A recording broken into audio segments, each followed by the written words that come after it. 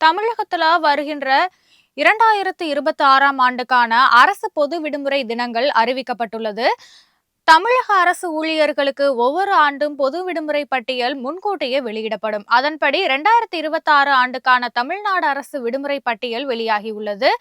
அந்த அறிவிப்பின்படி அடுத்த ஆண்டு ஜனவரி 1 முதல் டிசம்பர் 25ஆம் தேதி வரை மொத்தம் 24 நாட்கள் பொது விடுமுறை நாட்கள். ஆங்கில புத்தாண்டு, பொங்கல், திருவள்ளுவர் தினம், உழவர் தினம், தைப்பூசம், குடியரசு தினம், தெலுங்கு வருட பிறப்பு, மகாவீர் ஜெயந்தி, புனித வெள்ளி, தமிழ் புத்தாண்டு, ரம்ஜான், மே தினம், பக்ரீத், மொஹரம், சுதந்திர தினம், கிருஷ்ண ஜெயந்தி, விநாயகர் சதுர்த்தி, மிலாது நபி, காந்தி ஜெயந்தி, ஆயுத பூஜை, விஜயதசமி, தீபாவளி, கிறிஸ்துமஸ் ஆகிய தினங்கள் பொது விடுமுறை தினங்களா அறிவிக்கப்பட்டிருக்கு.